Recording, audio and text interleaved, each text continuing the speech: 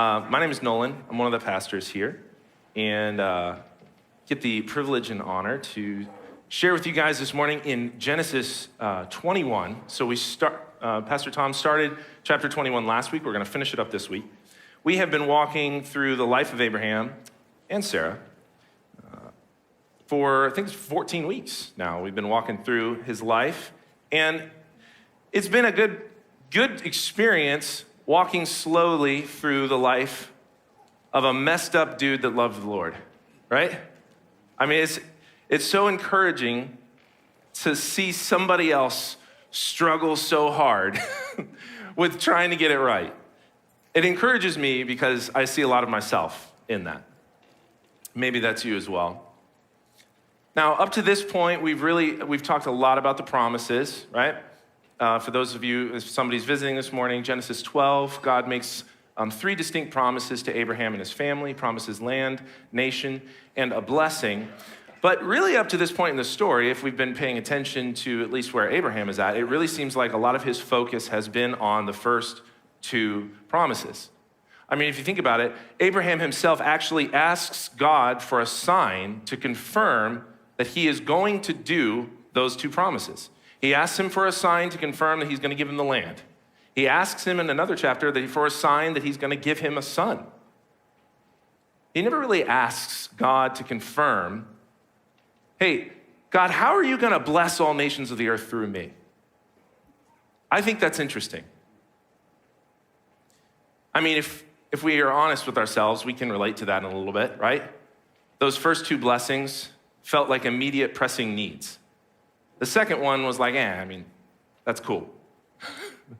But the first two were really important to Abraham in his specific setting and his circumstances. For 25 years, he prayed and waited for the son. And then last week, we finally got to see the answer to that prayer, which was a celebration that was immediately interrupted by some family drama. And Hagar and Ishmael are cast out. And then we pick up today with the story of Abimelech. Now, we do need to do some background here, just in case we missed a couple weeks ago. This story is really, it's like there's this span of time in between, but this story is really a part two to what happens in chapter 20. So we kind of at least have to go over that a little bit. Abraham, we've seen him lie twice to protect himself. The first time was in Genesis 12. He was about 75 years old. And this is immediately after God's call to enter the promised land. He gets there, there's no food. Like, this is great, perfect.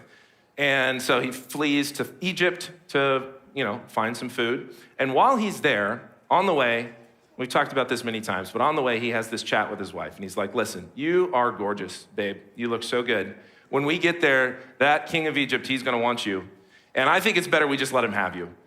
I mean, that's the conversation, right? I think we should just give you to him. I think that'll be best at least it'll be best for me, right? And that's exactly what happens. They get there, they're like, hey, this is my sister. Pharaoh takes her, and while he has her, he is just loading Abraham with presents.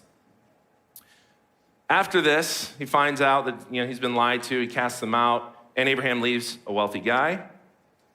But we do also have these moments where we get to see Abraham operate in full faith in the promises of God. Like in chapter 14, when we talked about this sort of wave of these warrior kings that were kind of sweeping through the land, just destroying everything in their path. And all of a sudden, Abraham and 318 guys, they go and they just take care of these kings. They just clean house. They conquer them. They bring Lot and everybody home, all the stuff. So Abraham has the ability to trust God's promises, and when he does, great things happen. But then, about 24 years later, so he's about 99 years old in Genesis 20, we see him fall back into these old patterns. And he does the exact same thing he did in Egypt. He lies to this king, who's Abimelech. He's king of the Philistines in Gerar. Now, when we talk about Abraham's life, I love seeing the fact that something he struggled with 25 years ago pops back up and rears its ugly head about, like I said, 24 years later. I don't know about you guys, but I've had these moments in my life where I thought I was over something. I thought this was a part of me that had been put to death in Christ. And you get to these moments in your life and you're just like, how? How am I falling for the same lies again? Am I the only one? You guys experience this? All right. Just make sure I'm talking to real people out here. All right. So that's the background of where we've been. We're going to press into the end of chapter 21 today. And really, I guess, Tom's really good at this, giving you like the thing, right? Like what we're going to talk about. I'm not great at that, but I'm going to try it out this morning. So my plan, my goal, is to kind of express this idea that the Lord's blessing is much too big for one individual. It is much too big for one family or even one nation. But it is meant to overflow and spill out to those around us. With that in mind, let's press in. So let's start in verse 22. It says, at that time, this is like immediately after, at that time, I don't know if this is like Ishmael and Hagar, they just left, and Abraham comes back into his tent and he sits down, and at that time, like we see this, or I'm not sure, but that's kind of the picture I get in my mind, right? Like he's mentally and kind of emotionally drained. He goes back into his tent to chill out after all this, kind of decompress from that stressful moment. And then at that time, lo and behold, off in the distance, King Abimelech and his commander of the army, Phicol, comes to speak to Abraham. Now, the last time Abraham saw this guy, they didn't end on great terms. I mean, it wasn't a good experience, right? He had lied to this man. It had cost him, it put him in danger, he and his whole family. So if I'm Abraham, and I'm seeing this king and his commander of his army coming to talk to me, I'm not assuming he's coming to, shake my hand and just catch up, right? You don't bring the commander of your army with you, typically, just to have a chat. So I'm probably a little bit shaking in my boots at this point. But this is what he says. To Abraham, he says, God is with you in all that you do. Now, therefore, swear to me by God that you will not deal falsely with me or with my descendants or my posterity, but as I have dealt kindly with you, so you will deal with me and with the land where you have sojourned. And Abraham said, I will. And that's beautiful, but I do have some questions. First of all, why would Abimelech want to enter into a covenant with Abraham? I mean, seriously. Let's consider for a second who this king is, okay? He's not known as a follower of Yahweh. I mean, he's a Philistine king. The Philistines were not known to be Yahweh's people. Likely he's a pagan king who worships many gods. In fact, when Abraham goes into the land, one of the things that kind of triggered this whole lie, this whole fear in his mind was that he thought to himself, there is no fear of God in this place. Surely they're just going to kill me. And this guy, Abimelech, he is the most powerful man in the land where Abraham is sojourning. Now, we don't really necessarily have a great context for this because we can travel anywhere in the United States and we have this overarching, protection of laws that are consistent. We don't have to worry about entering a new governor's territory or something, that the laws are going to be massively different or whatever. But in this case, I mean, we know how this works in monarchs. What the king says, the king gets. Who the king wants dead, they're dead, right? There isn't really as much protection, so to speak, especially for sojourners. Abraham is in a vulnerable position, I guess is what I'm saying. And it's really fascinating when you consider what is being presented by Abimelech here. He comes to Abraham the way we would hope Abraham would have come to him, right? He says, as you have dealt kindly with me, I'm sorry, scratch that, reverse that. That was wrong. It's not scripture, sorry. As I have dealt kindly with you, so you will deal with me. 21:33. The word kindly, so that the word is translated kindly there, that's that word hesed.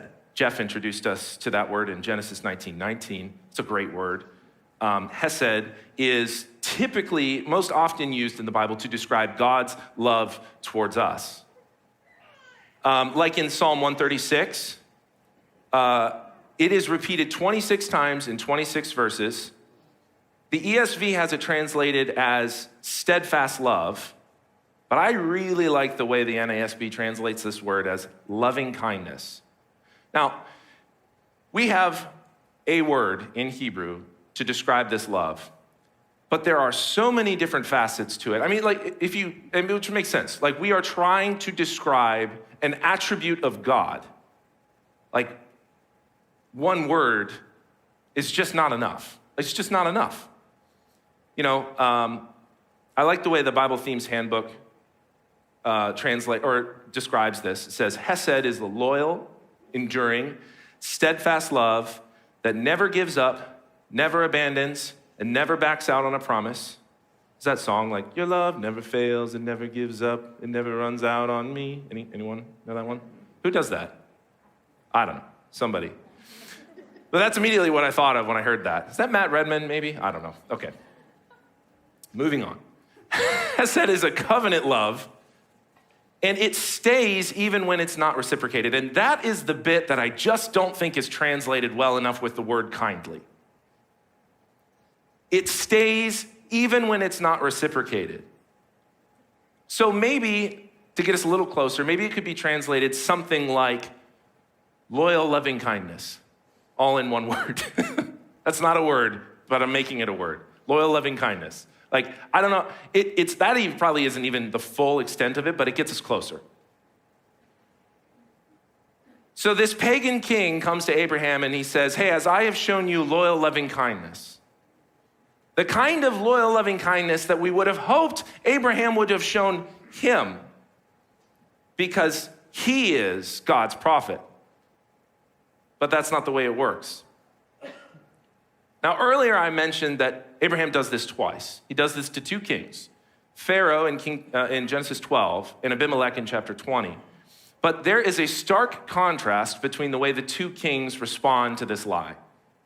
So in Genesis 12, when Abraham lies to Pharaoh, while Pharaoh is duped by the lie, he is showering Abraham with gifts. But once he finds out about the lie, playtime's over. Verse 20 says, Pharaoh sent them away with his wife and all that they had. Get out of my land. Go away. You are a stench, right? Abimelech, on the other hand, in chapter 20, this is amazing to me. While Abimelech is duped, we're not really told how he interacts. It is after he discovers the lie that he responds in this way. Chapter 20, verse 14, then Abimelech took sheep, oxen, male servants, female servants, and gave them to Abraham and returned Sarah, his wife, to him. And Abimelech said, okay, so there's gifts, which is bizarre enough, but he goes further. Behold, my land is before you. Dwell where it pleases you. Then to Sarah, he said, behold, I have given your brother 1,000 pieces of silver. It is a sign of your innocence in the eyes of all who are with you. Folks, this is absolutely uncharacteristic of what we would expect, right? In fact, this is so shocking, Abraham himself is confused by it. It is deeply disappointing to realize that a pagan king is representing a character attribute of God better than God's chosen prophet at this time. I know a guy who would be really, really excited about how Abimelech responded to Abraham. Matthew 5, 38 to 42. Jesus says, you've heard it said, an eye for an eye, a tooth for a tooth. We know this well, right? But I say to you, do not resist the one who is evil. If he slaps you on the right cheek, turn to him the other. If he would sue you for your tunic, give him your cloak. If anyone forces you to go 1 mile, go 2. Give to the one who begs from you, and do not refuse the one who would borrow from you. Now I'm asking you, I'm going to put out Abraham and Abimelech and ask you which one is lining up with that. It's Abimelech, not Abraham. Now, it's a familiar but a radical command to love your enemies. We actually talked a little bit, if you're walking through the study with us in David, at the Bible studies, we talked about that. There are few who have truly loved their enemy to the extent that David loved his. David is a foretaste, a foreshadowing of what we see in Christ as he lays down his life for his enemies. But the one thing that is constant through this command to love our enemies is that it costs us something. It costs something to love your enemy. And the greater the enemy, the greater the cost. It is saddening to know or to see someone who does not know the love or the teachings of Christ demonstrate it better than someone who gets it. And I think if we're honest with ourselves, we've all experienced moments like this. Maybe you found yourself in a surprising interaction with an individual and you've walked away going, are they a Christian? Like, that was really unusual. Like, they just showed me loving kindness in a way that I didn't expect for someone. I just didn't think he was a Christian. Does that person know? My kids have done this to me. They're like, does that person know Jesus? Or maybe, on the other side, maybe you've walked away from an interaction with someone that you were disappointed. And you walked away shaking your head, asking the question, I thought they were a Christian. How could they do this? How could they say this to me? They claim to go to church, whatever. I am asking for a little bit of vulnerability here, so I'm just forewarning you here. But I am genuinely curious, and I think it'd be an interesting pool, a sample of people here. By show of hands, if you would be willing to raise your hand, how many of us have had an unfortunate interaction with another individual and we have found ourselves walking, right or wrong, we have found ourselves walking away, asking ourselves the question, how could they do this to me? How could they interact that way? I thought they were a Christian. By show of hands. Get them up there, get them up there, get them up there. Wow. Can we look around for a second? One more time. Hands up if you've had an interaction like that.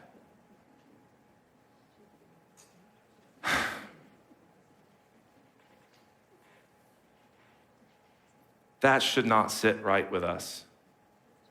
And as easy as it was for us to raise our hand and say, yeah, I've walked away shaking my head, let's flip it. How many times have there been moments where somebody's walked away from an interaction with me and they've gone, I thought they were a Christian. How could they treat me like that? I won't make you raise your hand. Honestly, we probably will never know, right? I mean, it's not like we're in the car on the way home in that conversation. But I'm guessing if we're honest with ourselves, there have been moments where we have deeply disappointed somebody else in the way that we responded with our character. People know what is expected. We know where the bar is set. We know the teachings and the love of Christ. The issue is in practice, because it costs us something to love someone when it's not reciprocated. So Abimelech says, as I've shown you loyal, loving kindness, hey, follow my example. Do that with me. I'm going to give 3 reasons why I think Abimelech suggests this covenant in the first place. They are 3 distinct reasons that I think make up one reason. Like, I think there's no particular order here. I think all of these things are true simultaneously. The first is that Abimelech just does not trust Abraham. Bible Knowledge Commentary says it like this: Abimelech pressed for the treaty so that Abraham would not deal falsely with him. All Abimelech knew up to this point was that God blessed this man and he was deceptive. And that's a tragic contradiction that called for a treaty, right? Abimelech recognizes that God's blessed Abraham, but that blessing is dangerous when the man who's blessed is deceptive. So I said it this way. The promises given to Abraham were of such importance that they became dangerous, read a curse, to those who opposed them. Abimelech doesn't want to get caught in the crosshairs again, right? He's like, God and this guy clearly have something going on, and I don't want to get in the middle of them again. And it's not like I can just trust this guy never to do it again. He's a liar. So he comes to him and he initiates a treaty to protect his family from God's prophet.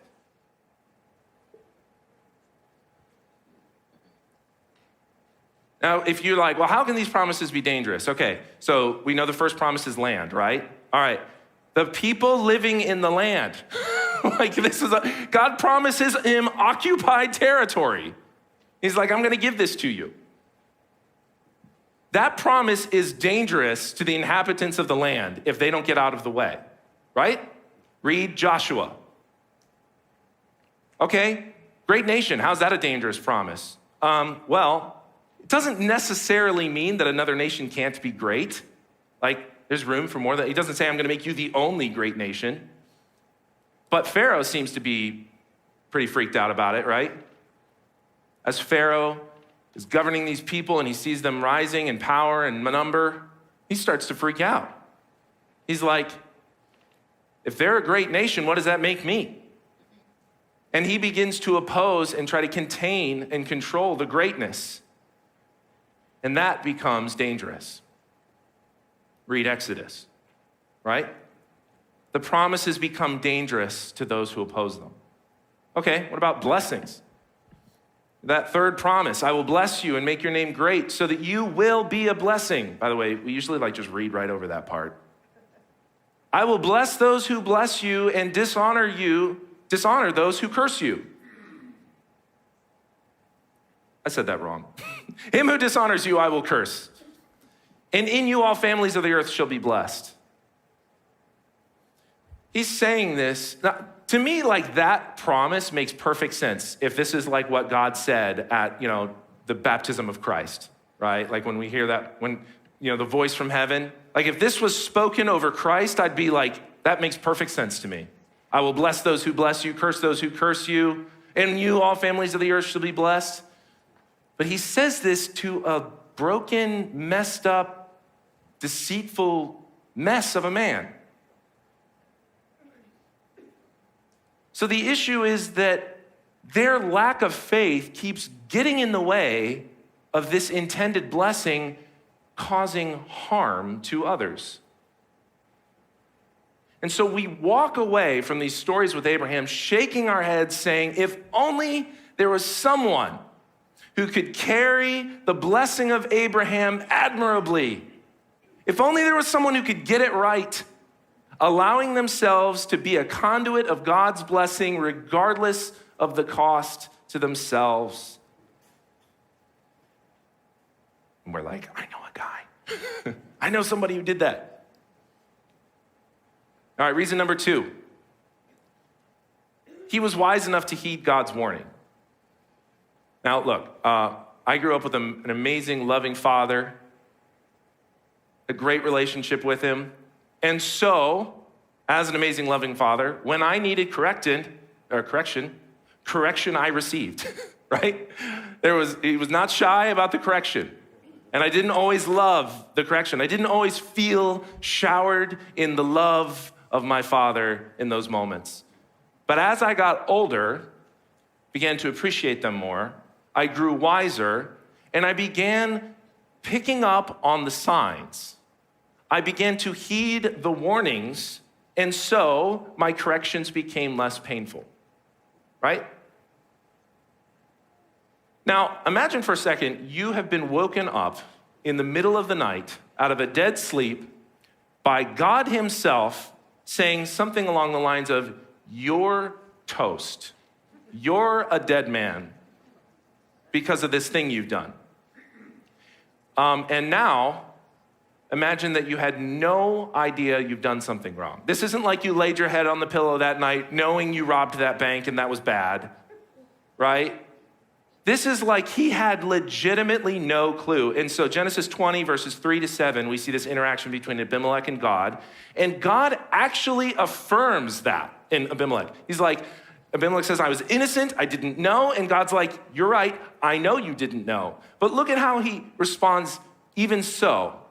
Verse 7, now then, this is God to Abimelech, now then, return the man's wife, for he is a prophet, so he will pray for you and you shall live. But if you don't return her, know that you shall surely die, you and all who are yours. I have to be honest. The first time I read that, I had to reread it because I was like, I'm missing something. Why? God, you just acknowledged that he's innocent. He didn't know.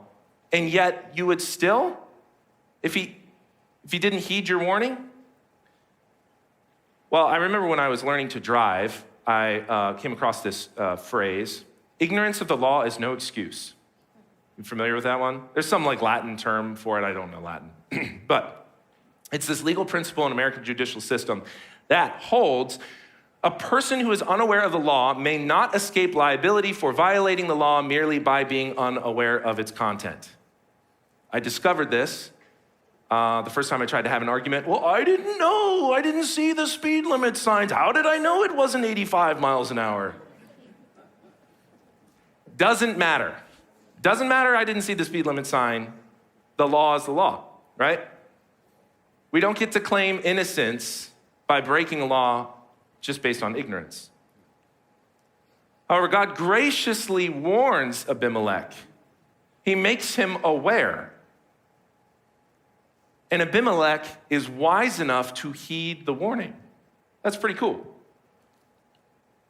But you can almost sense the concern in Abimelech when he goes forward. And so we're going to go back to 21 here. As he goes forward, and Abraham raises a concern about a well. And it's almost comical, the way that he responds. So 25, Abraham reproved Abimelech about a well of water that Abimelech's servants had seized. And immediately it's like, whoa. Abimelech's taken back, said, I do not know who has done this thing. You didn't tell me, and I haven't heard about it until today. Like, whoa, right? He's discovered it's dangerous to get in between God and his man and his promises. And now he's like, not again. Not again. Okay, but this is where things get cool. So 27, look at how Abraham responds. Abraham took sheep and oxen and gave them to Abimelech, and the two men made a covenant. Abraham set 7 ewe lambs of the flock apart, and Abimelech's like, maybe a little suspicious. What's the deal with the lambs? What are you doing with those lambs? What's the meaning of this? And he said, the 7 ewe lambs you will take from me. This is to be a witness for me that I dug this well. And therefore, the place was called Beersheba, because there, both of them swore an oath, and they made a covenant. All the commentaries I read pointed this out, so I feel I would be remiss not to point this out. You probably already know it, but Beersheba means well of the oath or well of 7. Okay, so this is interesting to me. Abraham gives him gifts. Why would he do that? Doesn't it just seem backwards? But remember back in chapter 20, what Abimelech does to Abraham. So Abimelech finds out about this lie, this deceitfulness, and what does Abimelech do? He gives Abraham gifts. Look, chapter 20, verse 16. To Sarah, he said, behold, I've given your brother 1,000 pieces of silver. And then what does he say? It's a sign. Yeah. Of your innocence in the eyes of all who are with you. Let's go back to 27. Abraham gave him sheep and oxen, and the two of them made a covenant. He set aside 7 ewe lambs, and he said, what is the meaning of this? You're going to take these from my hand. It's going to be a witness, a sign that I dug this well. To me, The first time Abraham had the encounter with this guy, he was the one who had done wrong, yet it wasn't his life that was in danger, it was Abimelech's. Perhaps, this is my opinion on this is my interpretation of this interaction, it seems that this is Abraham's recognition of what he's done, the selfish actions and their consequences on this family. Now again, we have a promise-threatening issue. By the way, this is a promise-threatening issue. You're in a desert, and we're fighting over a well. A well is a source of life in a desert. You can't live without water in a desert. You can't have promises to a family that are going to endure through the generations if they're dead because they didn't get water. This is a promise-threatening issue. And so again, we have another one of those issues that Abimelech was unaware of, but this time, Abraham is the one who extends loyal, loving kindness from his hand. To me, the way I read this is like, Abraham's like, if I were to put this in modern lingo, a life for a life. I nearly got you and your whole family killed with my lie. Your servants took a source of life from me and my family. We're good. Here, let's do that whole Hesed thing that you suggested. Let's do this. We just agreed on this. We're good. Let's move forward showing loyal, loving kindness towards one another. I think that's pretty cool. Reason number 3, I think Abimelech wanted to share in God's blessing on Abraham. Now, this is the one I wrestled with a little bit. Abimelech recognizes God's blessing on Abraham. That much is clear. He says in verse 22, God is with you in all that you do. He recognizes this. But we don't know a whole lot about Abimelech, but judging by his culture and surroundings there, we can assume he was probably a deistic king. He served many gods, most likely. So is this a recognition of the one true God, or is this merely him saying, I recognize that there's another God I didn't know about and he has power? The Nikot commentary says, in an earlier relationship with Abraham, Abimelech was clearly the superior party who treated Abraham fairly nonetheless. Now the roles are reversed. Abimelech still has the authority and the crown and military muscle, but he also knows that a powerful God has worked through Abraham's intercession to bring healing to his people. I mean, you can't ignore that. And so the impact of that intercession seems to surface here. It's almost like he's saying, I want to know that God. Again, we're not, like, we don't have enough information to say definitively that this is like a conversion moment for Abraham, but it is suspicious, right? Abraham is the only being that he knows that he represents God.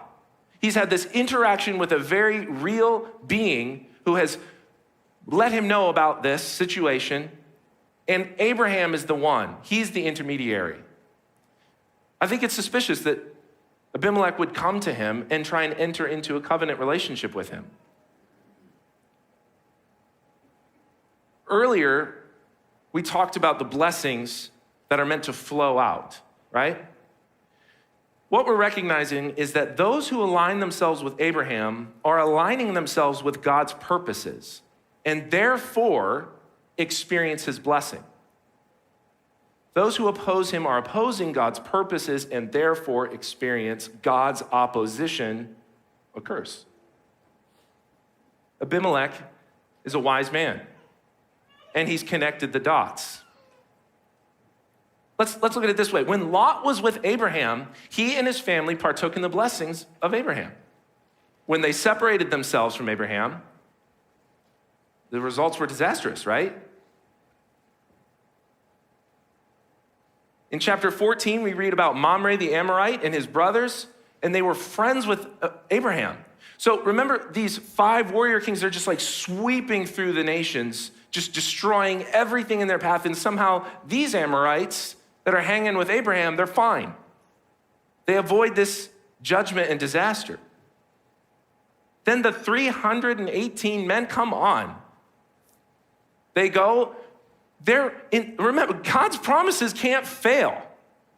He's promised this man is going to live, he's going to have children, and they're gonna occupy this land, and they're gonna be a blessing.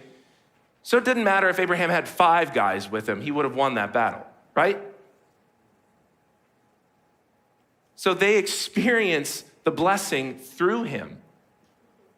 Okay, now this was interesting. Even Sodom nearly experienced God's blessing through Abraham as he intercedes on their behalf. He gets God all the way down to 10 people. He's like, just 10 righteous people, God. Would you spare the land? And God agrees. Like with how wicked this land is, God's like, you know what? Yeah, I'll do that. It's like so close. But we have a choice to make. And these cities chose their sin over God's blessing. Like there was an opportunity there, and they chose their sin. However, the city of Zor, which is really interesting, experienced God's blessing of deliverance due to its proximity to Lot. Lot experienced God's blessing of deliverance due to his proximity to Abraham. Do you see how this just bubbles out and overflows? God saves the city of Zor because Lot's there because Abraham loves Lot. The Lord's blessing is just too big for one person. It's too big for one family. It's too big for one nation. It's meant to overflow. It's been that way from the beginning. Okay, let's wrap this up. What verse are we in? What is this? 32? Then Abimelech and Phicol, the commander of his army, rose up and returned to the land of Philistines. All right, so they went home. And then Abraham does something really weird, in my opinion. He plants a tamarisk tree in Beersheba, and there he called on the name of the Lord, the everlasting God. And Abraham sojourned many days in the land of the Philistines. The end. Almost the end. We know there's more coming, but the end of my message today. Now, I have a question. Why would not Abimelech.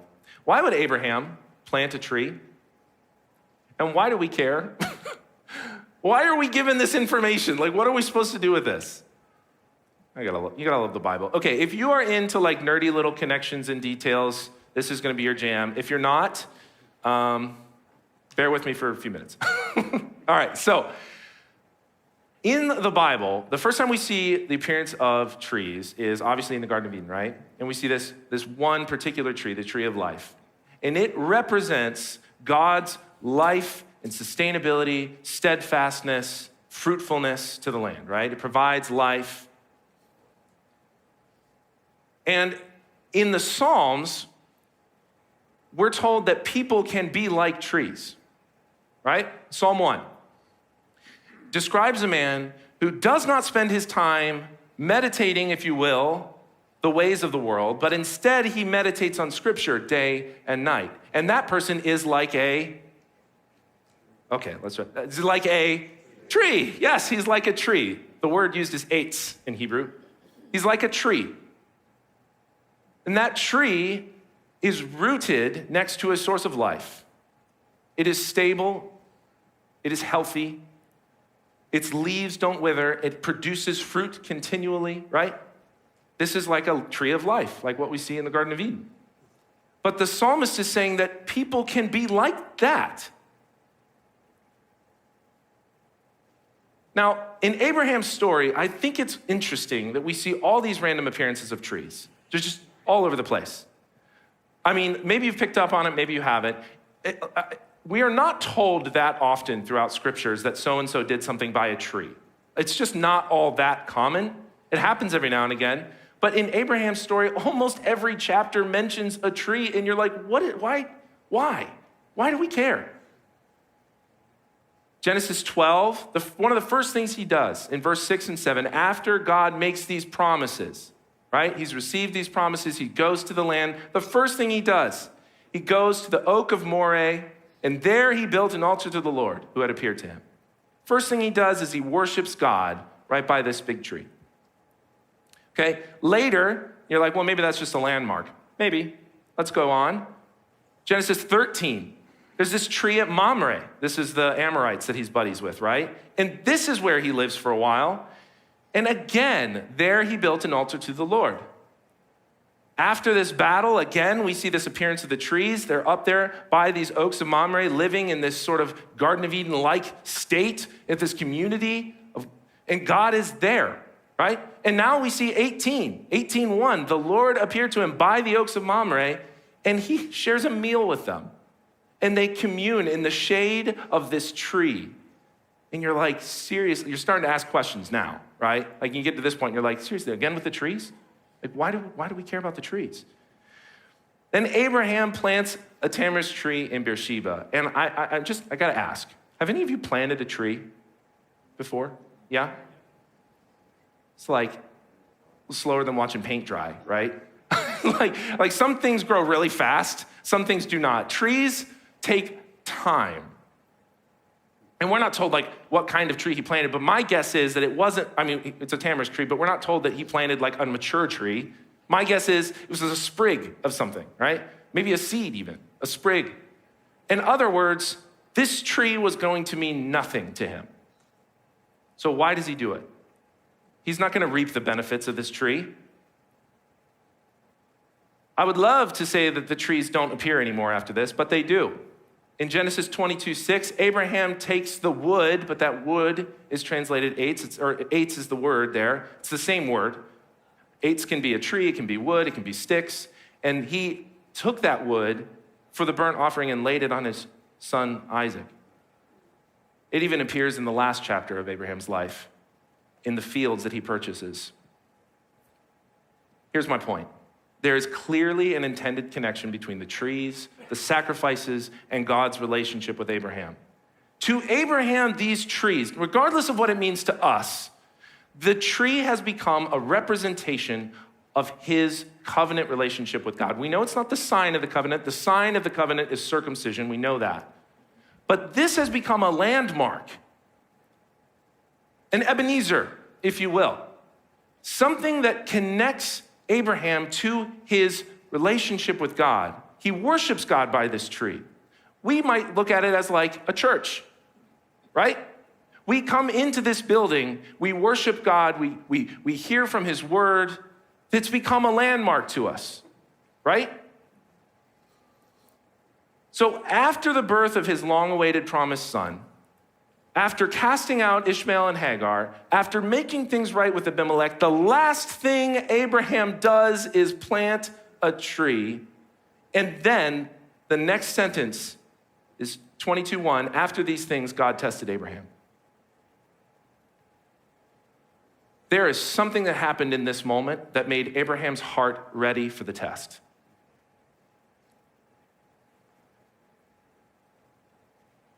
Why would Abraham plant a tree that he's never going to even see come to maturation? I believe this is a moment that Abraham is finally beginning to see beyond his immediate needs and circumstances to the generations that will follow him. Remember I said earlier, up to this point in the narrative, Abraham has been focused on the first two promises. We've never seen Abraham take a serious, concerning interest in the third promise. He wants his son, he wants the land. Maybe now he's starting to realize that God is so much bigger than what is happening in his immediate circumstances. He's 99 years old now. He's starting to understand that this whole thing that God is doing is going to outlive him and his children and his grandchildren. And he's starting to hold on to this idea that through him, all nations of the earth will be blessed. He's had this interaction with Abimelech, and he's starting to get the idea, God, your blessing can flow through me and my family to others. What if this planting of the tree represents a moment where he says, I want this to be a landmark for others to come back to and worship God? I love this quote Tom shared before. A society grows best, it's like a Greek proverb. We're not really sure who said it. A society grows best when old men plant trees in whose shade they will never sit. Abraham is starting to understand something that every single influential person in the Bible has to understand. Every one of them has a moment like this. The patriarchs, Moses, Joshua, Samuel, David, Solomon, every single one of them, even the disciples, have a moment like this, where they understand that what they want for their lives right here, right now, isn't actually the biggest deal. We have to start wanting the blessing for you. The blessing is not meant to just stay with one person, one family. We are blessed through Christ. That is how this blessing is transposed to all nations of the earth, right? Christ is the fulfillment of the third blessing, or the third promise to Abraham. But somehow we get in this mentality where we go, I need you to fix all of my problems. Jesus, I love you. I need you to sort all this stuff out in my life. And that's not bad. Abraham goes through that as well. Abraham's yearning for answers to his prayers. But as Abraham nears the end of his life, I think he's starting to get this. He's starting to want the blessing for others. He's got a son now that's going to carry on this legacy. It's quite possible that he's trying to get this idea that this promise, it's going to flow through you, man. It's going to flow through you, Isaac. It's going to flow through my grandchildren and my great-grandchildren. And I don't care if I don't get to see this tree. These trees are landmarks of what God has done in our life, and I want my great-grandchildren to be able to come back to this spot and remember what God has done with a messy dude like me. So let's have a chat with the man in the mirror to close out. Am I so focused on my unanswered prayers that I've lost the big picture? Am I so worried about what God is doing in my life right here, right now, in my family, that I have lost the vision? I think we have to get to a point, and I would be remiss if I didn't talk about this. The next generation matters. Every Sunday, we walk into this building, and there are 200 children back there, birth through 12th grade, that are the next generation of you. They're gonna be the next ones sitting in these seats. They're the next generation of voters. They're the next generation of our Bible study leaders. They're the next generation pastors. Man, what a society we'd be in if men would plant trees in whose shade they'd never sit, right? This isn't just like a heartstring tug for kids ministry, but I'm just saying that what we do here when we come into this building is so much bigger than just getting by, just getting those answers to prayers that we need. We struggle, we do. We yearn for God to move in our lives. But how much more so should we be yearning for God to move in other people's lives? We have been blessed, and we should want that blessing for every single person that we interact with. It should hurt. We want it so badly for them. It's why people are burdened to uproot their families and move to places like Ireland and other countries to serve a people that they don't know, because that hurts. They want that for them.